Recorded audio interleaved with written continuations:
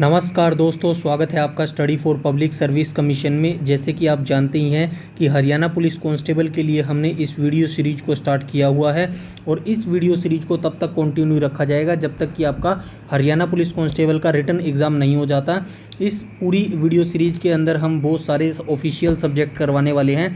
जितने भी सारे सब्जेक्ट हरियाणा पुलिस कांस्टेबल के ऑफिशियल नोटिफिकेशन में दिए गए हैं, जैसे कि history, geography, polity, environment, agriculture, computer science, ये सारे जितने भी ऑफिशियल सब्जेक्ट हैं, इन सभी सब्जेक्ट पर हम टॉप 500 क्वेश्चन करवा रहे हैं। अभी हम करंट में ज्योग्राफी की जो सीरीज है वो रन कर रहे हैं। आज हम ज्योग्राफी का भाग 12वां डिस्कस करेंगे। इससे पहले 11 भाग आ चुके हैं, तो अगर आपने वो 11 भाग नहीं देखे हैं तो जल्दी से जल्दी उन 11 भाग को देख लीजिएगा। ज्योग्राफी से पहले हमने हिस्ट्री के तीनों पार्ट करवाए जा चुके हैं। हिस्ट्री के तीनों पार्ट, एंशिएंट, मेडिवल और मॉडर्न, तीनों पार्टों के 500 क्वेश्चन हम करवा चुके हैं। अगर आप हरियाणा पुलिस कांस्टेबल के अलावा किसी एग्ज़ाम की तैयारी कर रहे हैं तो भी ये वीडियो सीरीज आपके लिए बेनिफिशियल रहने वाली है, क्योंकि यहाँ पर हम स्टैटिक जीके करवा रहे हैं और स्टैटिक जीके लगभग सभी एग्ज़ाम के लिए सेम ही रहती है, चाहे कोई सा भी एग्ज़ाम ले लो। अगर कोई बच्चा आरपीएफ की तैयारी कर रहा है और वो भी इस वीडियो को देख रहा है तो मेरा उसके लिए पर्सनल ये सजेशन है कि आप भी इस वीडियो सीरीज को अंत तक देखिएगा, क्योंकि आरपीएफ के अंदर 50 क्वेश्चन लगभग जीके जीएस के पूछे जाते हैं। इस वजह से जीके जीएस का जो सब्जेक्ट है वो काफ़ी इंपॉर्टेंट हो जाता है एग्ज़ाम पॉइंट ऑफ व्यू से। तो आरपीएफ वाला बच्चा भी इस वीडियो सीरीज को अंत तक अगर देखेगा तो डेफिनेटली आपके 40 से 42 क्वेश्चन ईजिली आप ठीक कर ले जाएंगे, ऐसा मेरा दावा है। फिर भी अगर आपका कोई डाउट है, क्वेरी है या कोई भी सजेशन है तो कमेंट सेक्शन में कमेंट करके आप पूछ सकते हैं। वीडियो के एंड में आप कमेंट सेक्शन में अपना स्कोर जरूर कमेंट करके बताइएगा कि टॉप 25 क्वेश्चनों में से कितने आप यहाँ पे करेक्ट कर पा रहे हैं। तो चलिए स्टार्ट कर लेते हैं आज के वीडियो सेशन को। तो यहाँ पे देख लीजिएगा, पार्ट 12 है और भारत का भूगोल। क्वेश्चन नंबर फर्स्ट को हम पहले देख लेते हैं। यहाँ पे क्वेश्चन नंबर फर्स्ट में कहा गया है, विश्व का सबसे बड़ा नदी डेल्टा सुंदरवन डेल्टा है। इसका निर्माण किन किन नदियों से हुआ है? तो सुंदरवन डेल्टा का निर्माण किन किन नदियों से हुआ है? ब्रह्मपुत्र तथा गंगा नदी से हुआ है, गंगा तथा दामोदर से हुआ है, यमुना तथा कोसी से हुआ है, या फिर कोसी तथा ब्रह्मपुत्र से हुआ है? तो क्वेश्चन नंबर फर्स्ट का राइट ऑप्शन हो जाएगा ऑप्शन नंबर ए। तो क्वेश्चन नंबर फर्स्ट का राइट ऑप्शन हो जाएगा option number A, Ganga Brahmaputra delta विश्व का सबसे बड़ा डेल्टा है। नदी द्वारा बहाए गए तलछट के जमाव से एक भू आकृति का निर्माण होता है जिसे नदी डेल्टा कहा जाता है।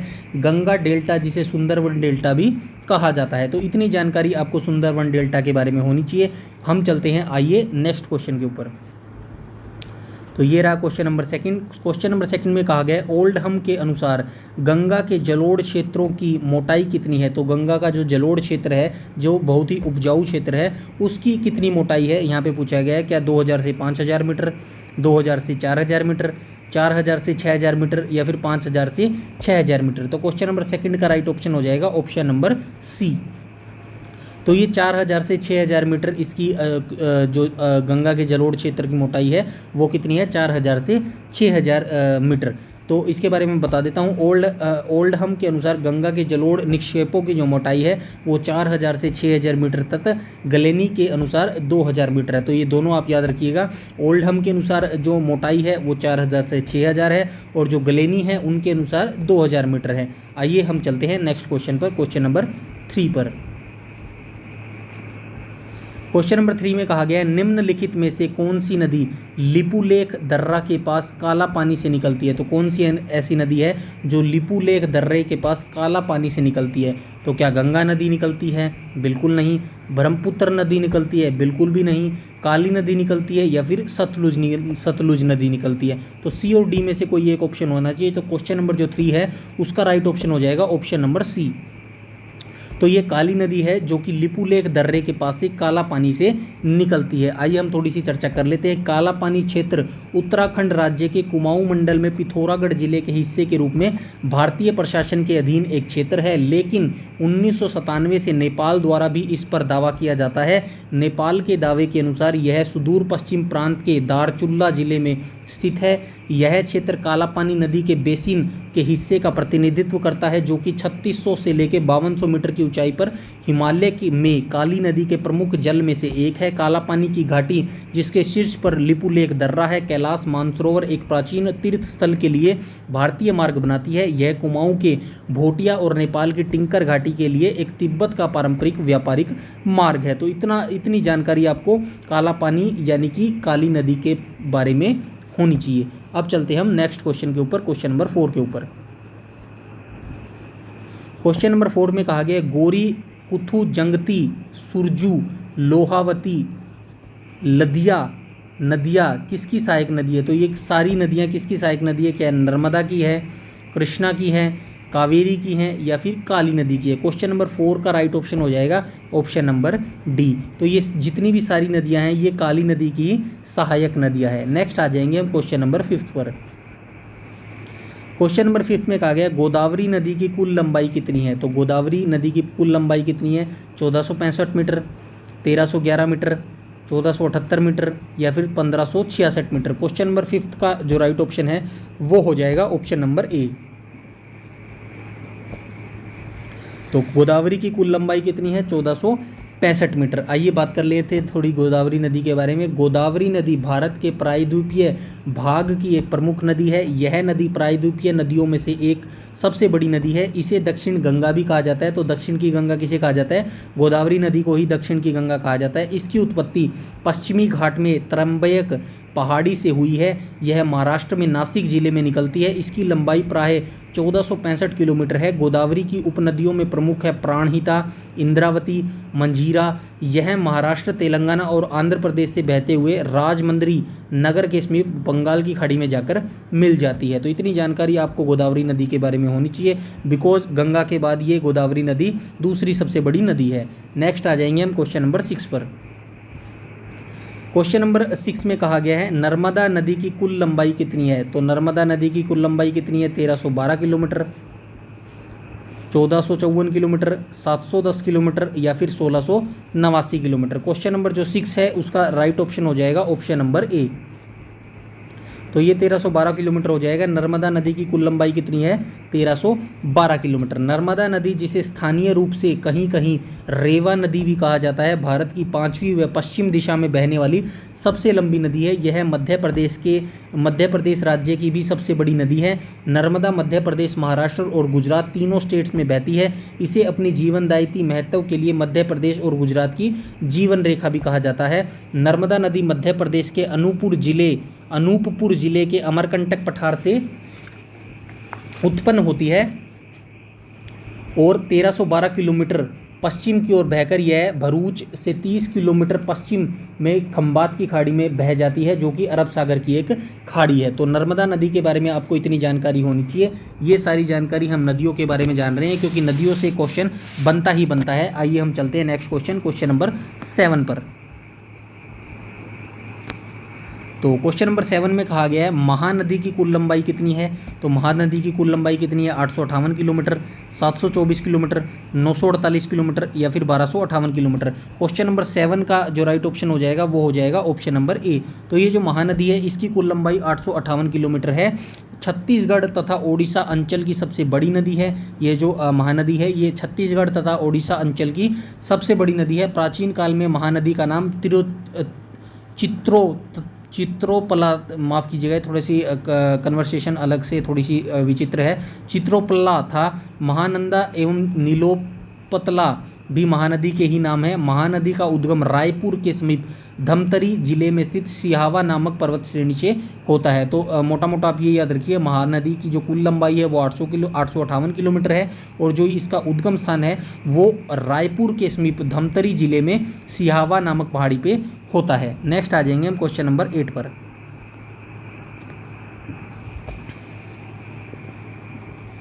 तो क्वेश्चन नंबर 8 में कहा गया निम्नलिखित नदियों में से कौन सी नदी गंगोत्री से 19 किलोमीटर दूर शिवलिंग शिखर के नीचे गंगोत्री हिमनद के मुख से निकलती है? तो क्या सतलुज नदी है, सरस्वती नदी है, रावी नदी है या फिर भागीरथी नदी है? क्वेश्चन नंबर 8 का राइट ऑप्शन हो जाएगा ऑप्शन नंबर डी। तो ये भागीरथी नदी है जो कि गंगोत्री से 19 किलोमीटर दूर शिवलिंग शिखर के नीचे गंगोत्री हिमनद के मुख से निकलती है। नेक्स्ट आ जाएंगे हम क्वेश्चन नंबर 9 पर।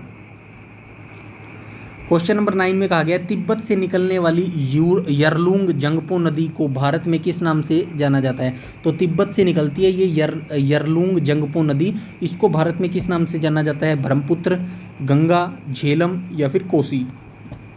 तो क्वेश्चन नंबर 9 का जो राइट ऑप्शन हो जाएगा वो हो जाएगा ऑप्शन नंबर ए।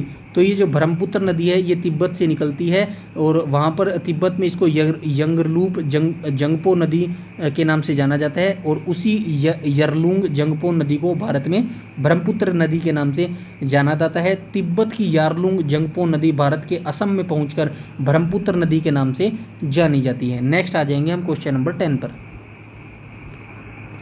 तो क्वेश्चन नंबर 10 में कहा गया बांग्लादेश में ब्रह्मपुत्र नदी को किस नाम से जाना जाता है। तो बांग्लादेश में ब्रह्मपुत्र नदी को किस नाम से जाना जाता है?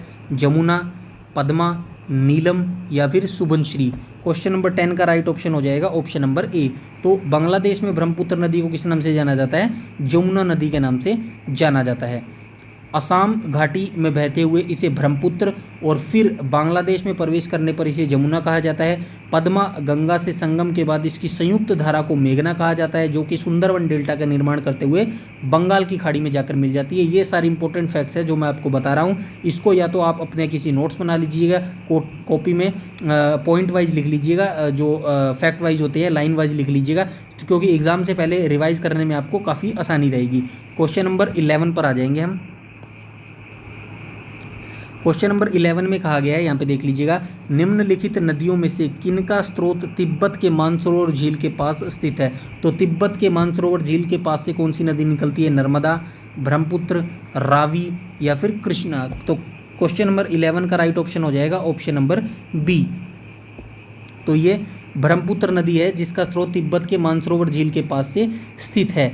तो आइए हम थोड़ी सी बात कर लेते हैं। ब्रह्मपुत्र का उद्गम हिमालय के उत्तर में तिब्बत के पुरंग जिले में स्थित मानसरोवर झील के निकट होता है, जहां इसे यरलुंग तत्सो कहा जाता है। तिब्बत में बहते हुए यह नदी भारत के अरुणाचल प्रदेश में राज्य में प्रवेश करती है। असम घाटी में बहते हुए इसे ब्रह्मपुत्र और फिर बांग्लादेश में प्रवेश करने पर इसे जमुना कहा जाता है। ऊपर वैसे हम ये जानकारी देख भी चुके हैं। नेक्स्ट क्वेश्चन पे आ जाएंगे हम, क्वेश्चन नंबर 12 पर। क्वेश्चन नंबर 12 में कहा गया अफ्रीका की निम्नलिखित झीलों का दक्षिण से उत्तर का सही क्रम पहचानिए। तो अफ्रीका की निम्नलिखित झीलों का दक्षिण से, ये थोड़ा क्वेश्चन में भी चलो देख लेते हैं, कोई बात नहीं, ये वर्ल्ड ज्योग्राफी से क्वेश्चन आ गया, बट कोई बात नहीं, आ गया तो हम देख लेते हैं। अफ्रीका की ये नदियां हैं जितनी भी सारी नीचे दी गई है, इनको दक्षिण से उत्तर की तरफ क्रम इनका सजाना है। तो मैं सीधा डायरेक्ट आपको आंसर बता देता हूँ।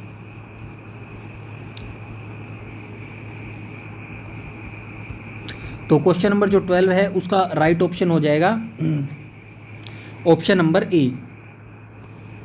तो ऑप्शन नंबर ए हो जाएगा, दक्षिण से ये हमको सजाना था, दक्षिण से उत्तर की तरफ, मतलब दक्षिण से उत्तर की तरफ ऐसे हमको सजाना था, इस क्रम में सजाना था। तो पहले आएगी टैंगानिका, उसके बाद आएगी न्यासा, उसके बाद आएगी रुडोल्फ तथा लास्ट में आएगी विक्टोरिया। सबसे उत्तर में जो नदी है वो है विक्टोरिया। नेक्स्ट आ जाएंगे हम क्वेश्चन नंबर 13 पर। जब वर्ल्ड ज्योग्राफी का पार्ट कराएंगे तो उसमें डिटेल से हम जानेंगे, तो अभी हम सिर्फ इतना जान लेते हैं, दक्षिण से उत्तर की तरफ। नेक्स्ट आ जाएंगे हम क्वेश्चन नंबर 13 पर। क्वेश्चन नंबर 13 में कहा गया जयमोली, तीस्ता, कामेंग, सुमिनसरी, धनसिरी, दिहांग, दिसांग, संकोश और लोहित आदि नदियाँ किस नदी की सहायक नदियाँ हैं। तो ये सारी नदियाँ आप देख लीजिएगा, मैंने एक बार में ही सारी एक ही जगह लिख दी गई है, क्योंकि बार बार ये कहीं भी आप देख लेगा एक साथ आपको ये सारी नदियाँ नहीं मिलेंगी, तो एक बार में ही आपको याद हो जाएगी। तो ये सारी सहायक नदियाँ किसकी हैं? क्या माही की हैं, गंगा की है, ब्रह्मपुत्र की हैं या फिर झेलम की है। क्वेश्चन नंबर जो 13 है उसका राइट ऑप्शन हो जाएगा ऑप्शन नंबर सी। तो ये जो ब्रह्मपुत्र नदी है, ये सभी नदियाँ जो ब्रह्मपुत्र है उन्हीं की सहायक नदियाँ हैं। नेक्स्ट आ जाएंगे हम क्वेश्चन नंबर 14 पर।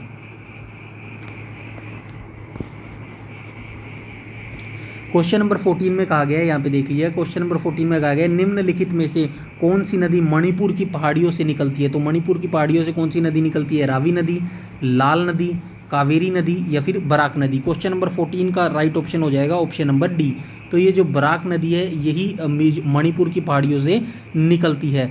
बराक नदी उत्तर पूर्वी क्षेत्र की दूसरी सबसे बड़ी नदी है। इसका उद्गम स्थान नागालैंड के कोहिमा के दक्षिण में नागालैंड मणिपुर बॉर्डर के पास में होता है। यह नदी नागालैंड, मणिपुर और असम में से गुजरने के पश्चात भंगा में दो धाराओं में विभाजित हो जाती है, जिसे सुरमा और कुशियारा कहा जाता है। तो इतनी जानकारी आपको मणिपुर की पहाड़ियों से निकलने वाली बराक नदी के बारे में होनी चाहिए।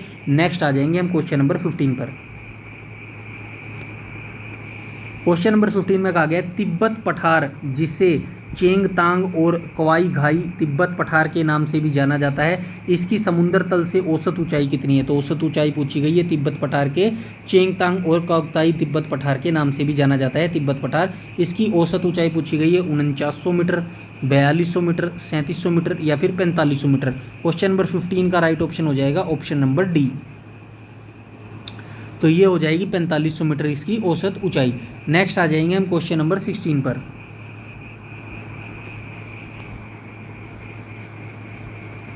क्वेश्चन नंबर 16 में कहा गया है, यहाँ पे देख लीजिएगा, क्वेश्चन नंबर 16 में कहा गया है विश्व की छत किसे कहा जाता है? तो विश्व की छत किसे कहा जाता है? तिब्बत के पठार को, मंगोलिया के पठार को, अरब का पठार को या फिर अनातोलिया के पठार को। क्वेश्चन नंबर 16 का राइट ऑप्शन हो जाएगा,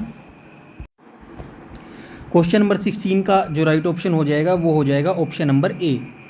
तो ये जो तिब्बत का पठार है इसे ही विश्व की छत कहा जाता है। तिब्बत का जो पठार है वो दक्षिण पश्चिमी चीन का विशाल ऊंचा पठार है। इसमें संपूर्ण तिब्बत स्वायत्त क्षेत्र और किंघई प्रांत का अधिकांश भाग शामिल है। यह पश्चिमी सिचुआन प्रांत और झियांग के दक्षिणी उगुई स्वायत्त क्षेत्र तक फैला हुआ है। नेक्स्ट आ जाएंगे हम क्वेश्चन नंबर 17 पर।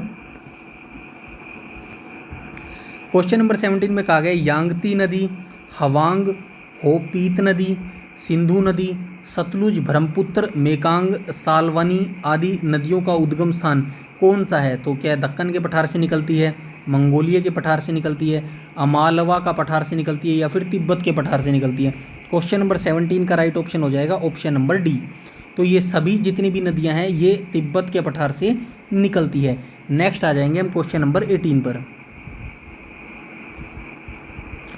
क्वेश्चन नंबर 18 में कहा गया मानस नदी किसकी सहायक नदी है? तो मानस नदी किसकी सहायक नदी है? ब्रह्मपुत्र की, गंगा की, यमुना की या फिर नर्मदा की? क्वेश्चन नंबर 18 का राइट ऑप्शन हो जाएगा ऑप्शन नंबर ए। तो ये जो मानस नदी है ये ब्रह्मपुत्र की ही सहायक नदी है। नेक्स्ट आ जाएंगे हम क्वेश्चन नंबर 19 पर। क्वेश्चन नंबर 19 में कहा गया खून की नदी के नाम से किसे जाना जाता है? तो किसे जाना जाता है? काली नदी को, पो नदी को, लोहित नदी को या फिर तीस्ता नदी को? क्वेश्चन नंबर 19 का राइट ऑप्शन हो जाएगा ऑप्शन नंबर सी। तो लोहित नदी को ही खून की नदी के नाम से जाना जाता है। लोहित नदी भारत के अरुणाचल प्रदेश और असम में बहने वाली एक नदी है। यह ब्रह्मपुत्र नदी की एक सहायक नदी है। लोहित नदी पूर्वी तिब्बत के जयालछू पर्वत श्रेणी से निकलती है और अरुणाचल प्रदेश में 200 किलोमीटर तक तीव्र वेग से बहने के बाद असम के मैदानी क्षेत्र में पहुंचती है। खून की नदी के नाम से जाने जाने वाली यह नदी तूफानी और अशांत है और इसका यह नाम आंशिक रूप से इसकी लाल मिट्टी के कारण पड़ा है।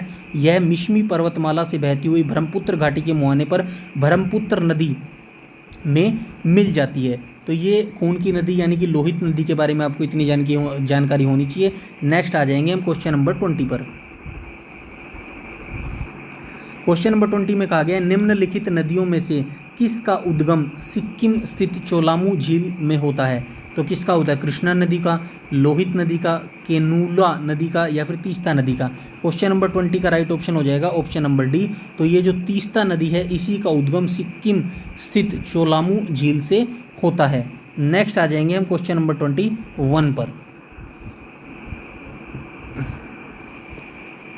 21 में कहा गया निम्नलिखित नदियों में से किस नदी का उद्गम स्थान सिक्किम के रथोंग हिमनद से हुआ है? तो सिक्किम के रथोंग हिमनद से कौन सी नदी निकलती है? क्या रंगीत नदी निकलती है, सुबनसिरी नदी निकलती है, भरेली नदी निकलती है, फिर धनसिरी नदी निकलती है? क्वेश्चन नंबर 21 का राइट ऑप्शन हो जाएगा ऑप्शन नंबर ए। जो ये रंगीत नदी है यही इसका उद्गम स्थान सिक्किम के रंथोग हिमनद से होता है। नेक्स्ट आ जाएंगे हम क्वेश्चन नंबर 22 पर। क्वेश्चन नंबर 22 में कहा गया दक्षिण भारत प्रायद्वीपीय अधिकतर नदियाँ किस ओर बहती है, मतलब जो दक्षिण की नदियाँ हैं, उत्तर की माफ़ कीजिएगा, जो उत्तर की नदियाँ हैं वो तो पूर्व की तरफ बहती हैं, हम ऊपर पिछले पार्ट्स में देख भी चुके हैं। अभी ये पूछा गया है जो दक्षिण की नदियाँ हैं वो प्राय किस तरफ बहती है, मतलब किस दिशा में बहती है, क्या उत्तर की ओर बहती हैं, पश्चिम की ओर बहती हैं, पूर्व की ओर बहती हैं या फिर दक्षिण की ओर बहती है। क्वेश्चन नंबर 22 का राइट ऑप्शन हो जाएगा ऑप्शन नंबर सी। तो ये पूर्व की तरफ बहती है, दक्षिण भारत की जो अधिकतर नदियाँ हैं वो पूर्व की ओर ही बहती है। तो हम देख लेते हैं पश्चिमी घाट जो कि पश्चिमी तट के पास है, प्रायद्वीपीय नदियों के पानी को बांटने का कार्य करता है। मतलब जो पश्चिमी घाट है वो प्रायद्वीपीय की दक्षिण की जो नदियां हैं उनके पानी को बांटने का कार्य करता है, जिससे यह पानी एक ओर तो बंगाल की खाड़ी की ओर और दूसरी ओर अरब सागर में बट जाता है। नर्मदा और तापी को छोड़कर अधिकांश प्रमुख महाद्वीपीय नदियाँ पश्चिम से पूर्व की ओर प्रवाह करती है। तो आइए हम नेक्स्ट क्वेश्चन पर चलते हैं, क्वेश्चन नंबर 23 पर। क्वेश्चन नंबर 23 में कहा गया महानदी गोदावरी, कृष्णा तथा कावेरी नदी अपने मुहाने पर किसका निर्माण करती हैं। तो महानदी गोदावरी, कृष्णा तथा कावेरी ये सारी इंपॉर्टेंट रिवर्स हैं दक्षिण भारत की। तो ये अपने मुहाने पर किसका निर्माण करती है, डेल्टा का, एस्चुरी की, या फिर दोनों का, या फिर इनमें से कोई नहीं। फोर्थ ऑप्शन इनमें से कोई नहीं होगा, ठीक है, इनमें से कोई नहीं है। तो किसका निर्माण करती है, क्वेश्चन नंबर 23 का राइट ऑप्शन हो जाएगा ऑप्शन नंबर ए।